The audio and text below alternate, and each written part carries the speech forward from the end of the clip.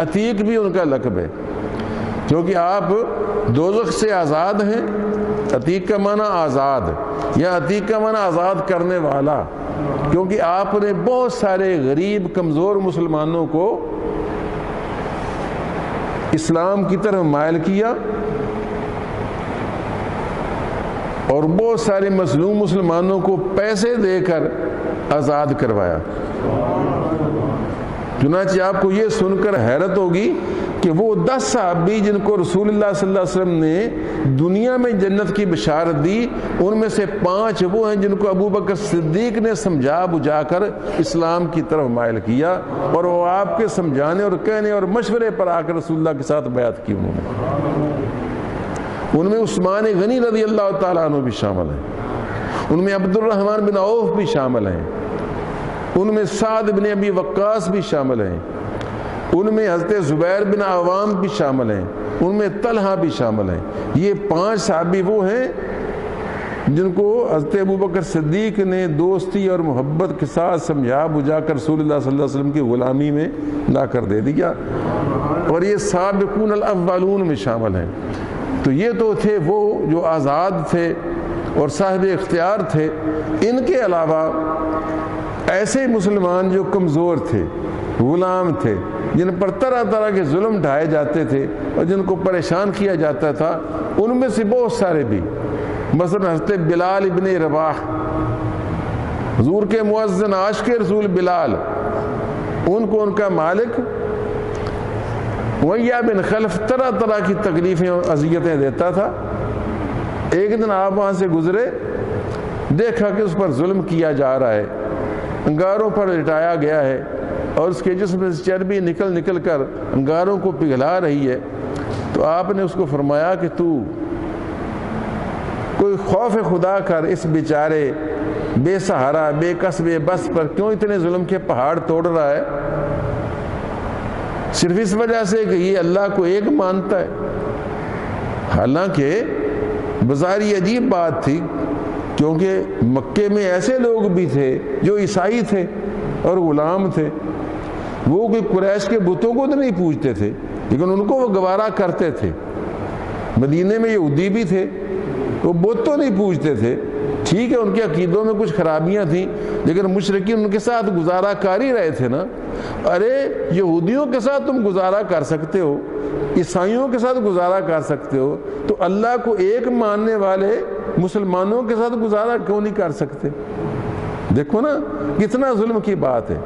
مگر کوئی آپس میں حیرت نہ کریں، ہمیشہ یہ دنیا والے بروں کے ساتھ تو گزارا کر لیتے ہیں، اس کی برائی کو گوارا بھی کر لیتے ہیں، لیکن جو خالص کھرا بندہ ہوگا آپ دیکھیں گے اس کے اپنے بھی دشمن ہو جائیں گے، پرائے بھی دشمن ہو جائیں گے۔ یہ بھی بڑا امتحان ہے، اور اس امتحان میں گزرنا ہی اللہ تعالیٰ کے نزدیک بندے کو مقام عطا فرماتا ہے۔ تو آپ نے جب اس طرح ظلم و ستم کے پہاڑ ٹوٹتے اس پر دیکھے اور اس کو روکا، تو وہ کہنے لگا تمہیں بڑا پیارا لگتا ہے تو خرید لو، تمہیں بڑا پیارا لگتا ہے تو خرید لو۔ آپ نے کہا ٹھیک ہے میں خریدتا ہوں، کیا لوگے؟ اس نے کہا اس کے بدلے میں اپنا فلانا رومی غلام جو ہے وہ اس کے بدلے میں مجھے دے دو۔ اب رومی غلام گورے چٹے نہایت خوبصورت ہوتے تھے، اور چونکہ وہ روما کی سلطنت کے علاقے کے تھے اس وجہ بڑے ہنر مند ہوتے تھے، یعنی مختلف ہنر جانتے تھے، کوئی تلواریں بنانا جانتا، کوئی نیزے تیار کرنا جانتا، کوئی تیر بنانا جانتا، کوئی تلواروں کو تیز کرنا دھار کر لگانا جانتا، یعنی مختلف پیشے پروفیشنل ہوتے تھے اور بڑی کمائی کرتے تھے، اور کمائی کر کر کے اپنے مالکوں کو دیتے تھے۔ تو ایک رومی غلام تھا حضرت ابو بکر صدیق کا، تو کہنے لگا وہ مجھے دے دو۔ آپ نے سودا کر لیا، کیونکہ وہ کافر تھا، وہ مسلمان نہیں تھا، تو آپ نے وہ کافر مگر گورا چٹا خوبصورت قداور صاحب ہنر صاحب دانش، وہ آپ نے اس کو دے دیا، اور یہ بیچارہ حبشی غلام کالا کلوٹا سیدھا سادہ صرف پانی ڈھونے والا، صرف پتھر ڈھونے والا، جس کے پاس کوئی ہنر نہیں تھا، کوئی اور لمبا چوڑا کوئی پروفیشنل نہیں تھا، یہ آپ نے لے لیا۔ جب آپ اس کو لے کر رسول اللہ کی بارگاہ میں حاضر ہوئے اور اس کیا یا رسول اللہ ہم دونوں آپ کے غلام ہیں، میں بھی آپ کا غلام ہوں اور اس کو بھی میں نے آپ کی خدمت میں پیش کیا، تو مکے میں جناب ڈھونڈیا پڑ گئی کہ یارو دیکھو ابو بکر صدیق جیسا سیانہ تاجر، سیانہ سوداگر کتنا گھاٹے کا سودا کر آیا ہے، اور یار اس نے فلانا رومی غلام دے کر نا وہ کالا کلوٹا وہ حبشی لے لیا، اور دیکھو یہ کیا ہو گیا۔ کوئی کہتا یار اس کی دماغ حاضر تھا، کیا ہو گیا؟ دنیا داروں کی سوچ دنیا داروں والی ہوتی ہے نا۔ حتیٰ کہ آپس میں انہوں نے میل جل کر یہ طے کیا کہ کوئی نہ کوئی راز ضرور ہے، کیا ہو سکتا ہے؟ تو کوئی ان میں نام نے آج سیانہ بولا یار تمہیں کیا پتا، ہمیں کیا پتا، ہو سکتا ہے اس کالے کلوٹے حبشی نے کسی جگہ ابو بکر کی کوئی جان بچائی ہوگی، کسی جگہ اس کے کہیں کام آیا ہوگا، تو وہ اس کا اس پر احسان ہوگا، اس نے سوچا کہ وہ احسان اتارنے کا یہی طریقہ ہے کہ میں اس کو چھڑوا دوں، تو کوئی نہ کوئی اس کے اوپر احسان ہوگا جو یہ اتارنا چاہتا ہوگا، تب اس نے اتنا مہنگا سودا کیا۔ اللہ تبارک و تعالیٰ نے قرآن کریم میں آیتیں اتاری، فرمایا 30ویں پارے میں سورہ واللیل، فرمایا وَسَيُجَنَّبُهَا الْأَتْقَى، بے شک ان قریب دوزخ سے بچا لیا جائے گا اس شخص کو جو اتقا ہے، سب سے زیادہ پرہیزگار ہے۔ اتقا اور تقی میں فرق ہے، تقی کہتے ہیں پرہیزگار کو، تقیون، ایک امام علی تقی بھی ہیں، تقی میں نے پرہیزگار اور اتقا میں نے سب سے زیادہ پرہیزگار، جس طرح علی میں نے اونچا اور اعلیٰ میں سب سے اونچا، سمجھا آ رہی نا؟ علی کے میں نے اونچا اور اعلیٰ میں نے سب سے اونچا، سبحان ربی الاعلیٰ۔ تو اسی طرح اتقا سب سے زیادہ پرہیزگار، جس کو قرآن کہے سب سے زیادہ پرہیزگار۔ کیوں بھائی؟ اگر امت اس کو سب سے زیادہ افضل نہ مانے تو کیا کرے؟ تو خود قرآن کریم دوسری جگہ فرماتا ہے ان اکرمکم عند اللہ اتقاکم، بے شک تم میں سے سب سے زیادہ عزت والا وہ ہے جو سب سے زیادہ اتقا ہے، پرہیزگار ہے سب سے زیادہ۔ تو جب قرآن کہتا ہے کہ اتقا ہے جو وہی اکرم ہے، وہی افضل ہے، وہی اعلیٰ ہے، وہی اعظم ہے، تو اس وجہ سے اہل سنت کا عقیدہ ہے کہ امت میں سب سے اعلیٰ جو ہیں، سب سے اعظم جو ہیں وہ ابو بکر صدیق ہیں، اور سب سے افضل ابو بکر صدیق ہیں۔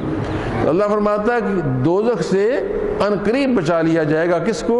الاتقا، سب سے زیادہ پرہیزگار کو۔ وہ کون سا ہے جو سب سے زیادہ پرہیزگار ہے؟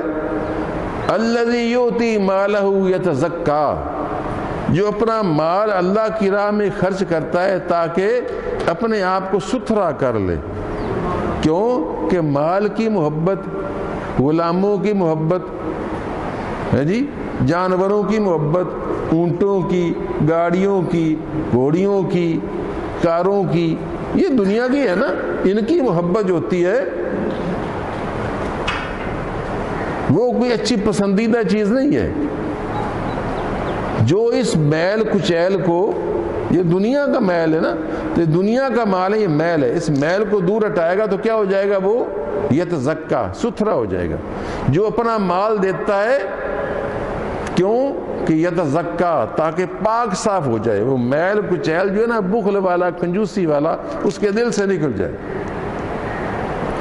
آگے فرمایا وَمَا لِأَحَدٍ عِندَهُ مِن نِعْمَةٍ تُجْزَىٰ، اور یہ بالکل مت سمجھو کہ اس نے جو بلال کو چھڑوایا ہے تو اس وجہ سے چھڑایا ہے کہ اس کا اس پر کوئی احسان تھا۔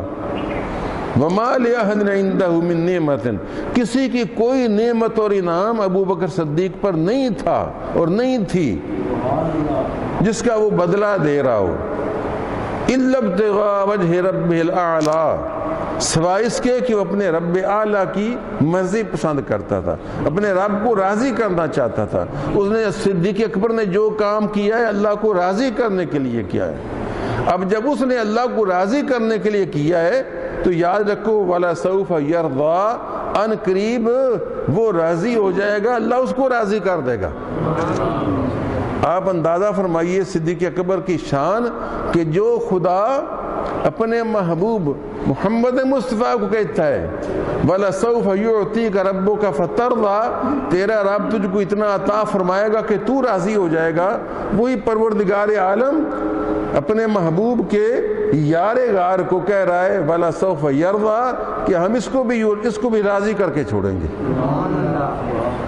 تو گویا اللہ جس طرح رضائے مصطفیٰ چاہتا ہے، اس طرح رضائے صدیق اکبر چاہتا ہے۔ چنانچہ آپ نے ان غلاموں کو، کنیزوں کو جن کو چھڑوایا، ان میں بھی بہت سارے نام ہیں۔ بلال ابن رباح، ان کی ماں حمامہ، ان کا نام حمامہ تھا، اور اس کے علاوہ عامر بن فہیرہ اور نہدیہ، زندیرہ، اور اس کے علاوہ بہت ساری لونڈیاں، بہت ساری کنیزیں، بہت سارے غلام جو حضرت صدیق اکبر رضی اللہ تعالیٰ انہوں نے اپنا مال دے دے کر ان کو آزاد کروایا، صرف اس لیے کہ وہ اسلام کے حلب کا بگوش تھے، وہ اسلام کو قبول کر چکے تھے اور ان کے مالک ان پر ظلم کرتے تھے۔